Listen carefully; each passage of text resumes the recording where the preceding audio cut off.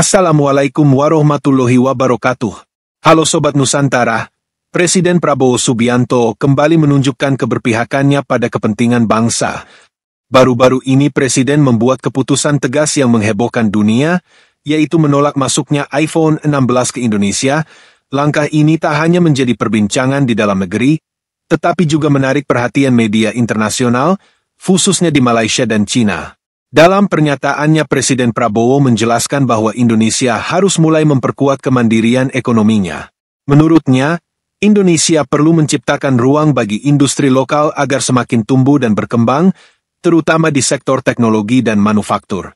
Ia percaya bahwa sekarang adalah momen yang tepat bagi kita untuk berani memilih dan mendukung produk-produk buatan anak bangsa. Sikap tegas Prabowo ini bukan hanya sekadar kata-kata, ia membuktikan komitmennya melalui tindakannya sendiri, yaitu dengan menggunakan mobil maung kendaraan taktis buatan PT Pindad sebagai kendaraan pribadinya.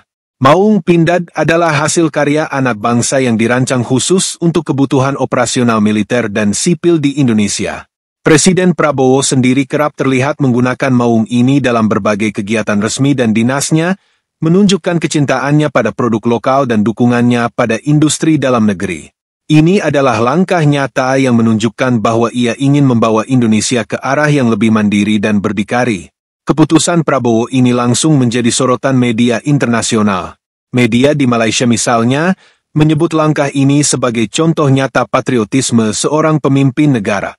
Mereka menilai Prabowo sebagai sosok yang memiliki visi besar untuk memajukan kemandirian bangsa dan mendukung perkembangan industri lokal. Bahkan, beberapa artikel media luar seperti China menyebut Prabowo sebagai pemimpin yang berani mengambil langkah kontroversial demi kepentingan bangsa. Sikap ini dianggap inspiratif dan jarang dilakukan oleh pemimpin negara lain.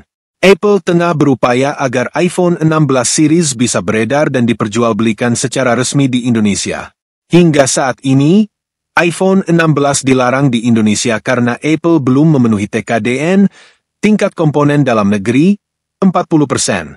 Sebagai bagian dari siasat memenuhi TKDN itu, perusahaan asal Amerika Serikat itu menawarkan skema investasi baru untuk Indonesia dengan nilai sebesar $10 juta, sekitar 157 miliar rupiah. Sayangnya, tawaran investasi Apple baru ini nilainya jauh dari komitmen awal yang disepakati.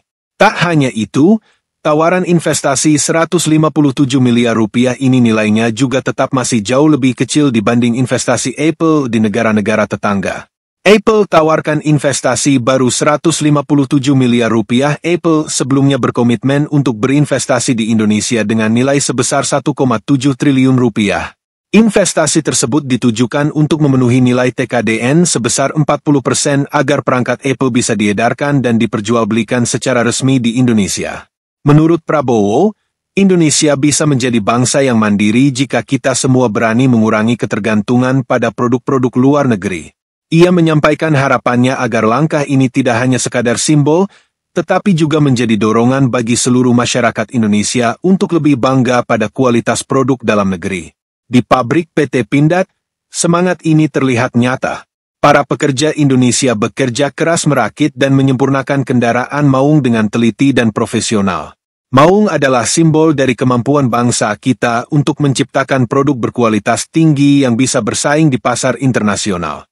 Prabowo yakin, kalau seluruh rakyat Indonesia bersatu untuk mendukung produk-produk lokal, Indonesia akan semakin kuat dan mampu bersaing di kancah global. Itulah ketegasan Presiden Prabowo yang telah menggema hingga ke mancanegara. Bagaimana menurut kalian, Sobat Nusantara? Apakah kalian juga mendukung langkah ini? Yuk, tunjukkan kecintaan kita pada produk lokal dan jadikan Indonesia lebih mandiri. Jangan lupa tinggalkan komentar dan bagikan video ini untuk mendukung langkah besar ini.